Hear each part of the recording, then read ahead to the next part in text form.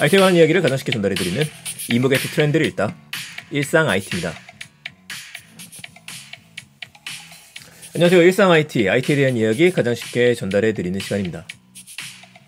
오늘은 오랜만에 BGM을 넣었는데 BGM이 신나는 것과 반대로 오늘 전해드릴 첫 번째 소식은 그렇게 신나는 소식은 아니에요. 좀 우울한 소식일 수도 있는데 오늘은 세 가지 소식, FTX 거래소 위험, 카카오페이 일본 결제, 네이버 랩스 AR 내비게이션 베타 오픈 세 가지 소식 준비했습니다. 하나씩 가보죠. 자, 오늘 첫 번째 이야기는 FTX 거래소 얘기입니다. 워낙에 많이 나와서 관련된 것들 이슈 접하셨던 분들 많으실 것 같은데요. 이쪽 내용이 복잡하지는 않은데 크립토 시장에 대해서 안 하시는 분들이라면 이게 도대체 뭔데? 라고 하실 수도 있어서 관련 내용 정리하려고 합니다. 그 코인 시장이 요즘에 코인의 겨울이라는 윈터를 넘어서 자칫 잘못하면 폭락 시장으로 더 들어가게 될 것 같아요. 안 좋았던 사정이 더 안 좋아지게 된다. 우리가 이런 걸 설상가상이라고 이야기를 하죠. 그 중심에 FTX 거래소하고 바이낸스라는 세계적인 두 거래소가 있어요. 짧게 정리를 한번 해보게 되면 그 FTX의 자회사인 알라메다라는 회사가 있는데 이 회사의 대차 대조표 이 부분에 대부분의 자산을 보니까 FTX가 발행한 FTT 토큰이 있습니다. 이거가 전부다 라는 이야기가 코인데스크를 통해서 전달이 됐어요. 그러니까 이건 거품 아니냐 라는 얘기가 나왔던 거죠.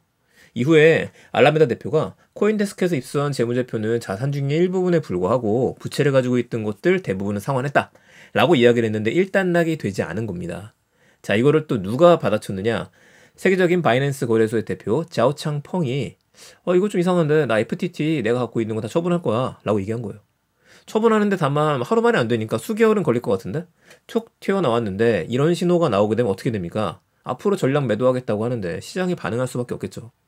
이것 때문에 FTX 거래소에서 코인을 인출하는 뱅크런과 같은 코인런이 일어나게 된 거예요. FTX에서 밝힌 바에 따르면 72시간 동안 무려 8조 원에 이르는 예치금이 빠져나갔다고 합니다. 자, 바이낸스하고 FTX의 대표가 급기야 트위터를 통해서 설전을 벌이기 시작하죠. 바이낸스는 FTX를 인수하는 인수 의향서를 보냈다. 서로 이렇게 얘기했습니다. 그러니까 FTX를 인수하는 거예요, 바이낸스가. 이렇게 해놓고 나선. 근데 이게 정식 사인한 게 아니거든요. 법적인 근거는 없는 겁니다. 여기 더해서 FTX가 더 이상의 자금 이탈을 막기 위해서 출금 금지에 나서요. 아니, 내가 내 돈 빼겠다는데 못 빼게 만드는 겁니다. 더 이상의 무너지면 안 되니까요. 급기야 10일 아침, 어제 아침이죠. 어떻게 됐느냐.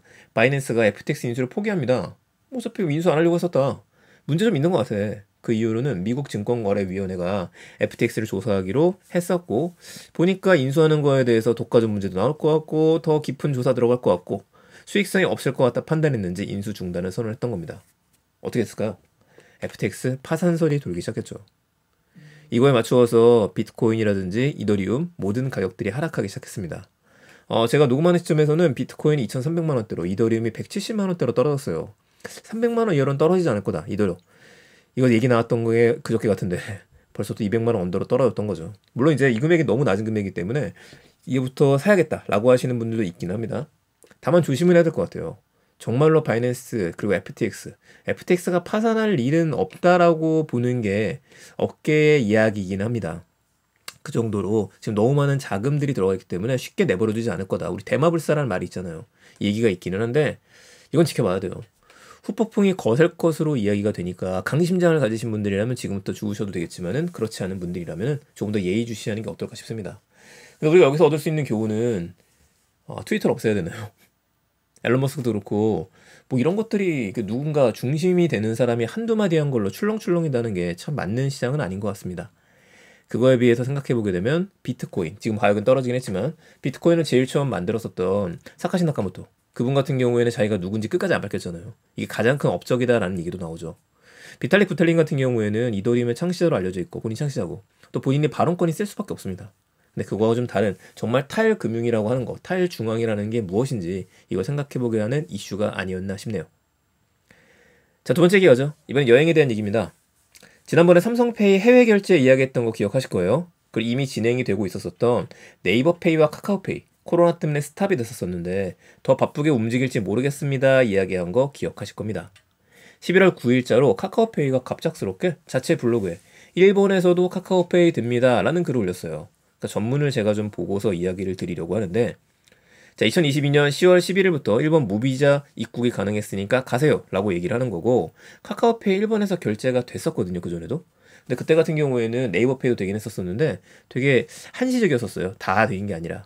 근데 지금 보니까 올라와 있는 내용만 보면 공항 같은 경우에는 하네다 국제공항, 간사이 공항, 백화점 같은 경우에는 다이마로 마치자카야 백화점, 미치코시 이세탄 백화점, 오다큐 백화점, 그리고 빅카메라. 이 빅카메라 예전에 아이패드 사러 가시는 분 많았었는데 편의점은 세븐일레븐하고 패밀리마트, 로손, 그러니까 거의 다 된다라고 보셔야 될 것 같고요. 로손 정말 많죠. 패밀리마트도 마찬가지고요. 드럭스토어는 돈키호테, 타케야 아니에요. 타케야 그리고 치로아 이런 것들이 가능합니다. 이거 뭐가 된다는 건데? 네, 여러분들 카카오페이에 충전금 가지고서 충전해서 돈을 가지고 딱 이제 이런 매장 가가지고 환전해서 가는 게 아니라 카카오페이 내미는 거죠. 다만 이 해외 결제를 할 때는 친절하게 어떻게 사용하는지 나왔어요. 이거 네이버페이도 이 메뉴가 있거든요. 결제를 누르고 난 다음에 국내 결제가 아니라 해외 결제로 바꿔라. 그러면 결제를 할 수 있다. 바코드가 보이게 되면 이 바코드를 상대방한테 보여주고 찍어주세요 라고 하면 되는 겁니다. 근데 재밌는 점, 지금 오디오 클립이 아니라 유튜브를 통해서 보시는 분들은 같이 보셨을 텐데 이 알리페이 플러스 확인 후 결제라고 되어져 있죠. 이 부분이 포인트예요. 그러니까 카카오에서 2대 주주가 알리페이 싱가포르 홀딩스죠. 그러니까 거의 시스템이 비슷하게 간다는 얘기 했던 적이 있습니다. 알리페이가 되는 모든 곳에선 카카오페이가 되게 만들지도 모르겠다. 이런 것들이죠. 중국에서도 곧 퍼질 수 있고 대만도 마찬가지라고 생각이 됩니다. 정말 접속 시 자동 변경이라고 하니까 변경할 필요 없겠네요. 자동 변경이라고 합니다. 신용카드보다 수수료가 낮고 환율 걱정도 없다라고 하니까 1번 가실 분들이라고 한다면 요거 테스트 한번 해보셔도 괜찮겠습니다. 저는 당분간 일본 갈 일이 없어갖고 오사카를 한번 가보고 싶었었는데 나중에 한번 써봐야겠네요. 오늘 마지막 소식 전해드릴게요. 마지막 소식은 네이버 랩스 얘기입니다. 네이버 랩스가 국립중앙박물관에 AR 증강현실 내비게이션 베타 버전을 오픈한다는 얘기가 나왔어요. 왜 네이버 랩스냐? 작년 11월 12월이었었죠. 메타버스 이슈가 나온과 동시에 디지털 트윈에 대한 관심이 막 많아졌었는데 네이버 랩스에서는 갑자기 뜬금없이 우리도 갖고 있다. 아크버스라고 하는 이름을 내고 있었어요. 그리고 올해 네이버 신사업 같은 경우에는 아크버스를 통한 디지털 트윈이다 라는 이야기 많았었죠. 이제는 자기네들의 성과를 더 많이 보여줘야 되는 겁니다. 그래서 네이버 랩스 국립중앙박물관이라고 이미 영상이 언제 올랐었냐면은 11개월 전인 1년 전에 올라왔었어요.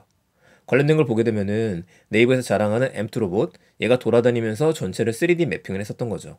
이 매핑된 데이터가 있으니까 쉽게 증강현실 기반을 적용이 가능했던 겁니다. 다만 지금 적용이 바로 된 건 아니고 지금은 베타 버전이에요. 그러니까 여러분들이 원하시면은 베타 테스터로 참여를 해서 사용할 수가 있는데 이 참여를 신청하라는 것들을 언론에 나온 내용들을 보니까 국립중앙박물관 사이트를 통해서만 가능합니다라고 써 있거든요. 근데 제가 아무리 홈페이지에 들어가 찾을 수가 없더라고요. 그때 찾았어요. 어디 있었냐면은 이 보도자료에 들어가게 되면은 국립중앙박물관에 들어가서요. 그럼 네이버레스 협업박물관 AR 시범 서비스 운영이라고 나오고 쭉 내려가면 21초 특별한 디지털 박물관 체험 11월 중순하고 11월 초에 12월 초에 2번 정도만 운영을 하는 겁니다. 그래서 11월 14일부터 25일까지 2주간은 주중에 12월 5일부터 12월 16일까지 다시 또 주중에 2차례에 걸쳐 진행되며 그러니까 이틀만 되는 게 아니라 이 기간 동안에만 된다라고 보시면 될 것 같아요. 이거 어떻게 체험할 수 있지? 저 들어가서 바로 보려고 했었는데 이 중요한 내용들을 신문기사들이 빼놨죠. 이 부분에 있습니다. 온라인 예약은 11월 15일부터 가능하다. 그러니까 지금이 아니고요. 11월 15일에 온라인에 예약 신청을 하시면 될 것 같고요. 하루에 6회, 회당 5명 정도 진행이 된다라고 하니까 저도 이제 아이가 있다 보니까 아이하고 같이 갈 수 있는지 봐봐야 될 것 같아요. 15일 달력에 기록해 놓고 난 다음에 한번 가서 네이버 랩스의 디지털 트윈 기술 경험하고 싶습니다. 혹은 또 이 방송 네이버 랩스 분들 보고 계시다고 한다면은 아니면 주변에 아는 분들 있으면 전해주세요. 꼭 한번 모시고서 저희 또 다른 방송에서 모시고 네이버 랩스의 기술 이야기 한번 들어보고 싶습니다. 자, 오늘 내용 괜찮으셨으면 주변에 많은 공유 부탁드리겠습니다. 좋아요 눌러주시고요. 구독 안 하신 분들 구독도 같이 부탁드릴게요.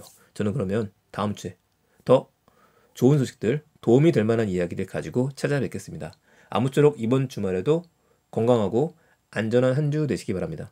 다음 주에 뵙겠습니다. 일상 IT였습니다.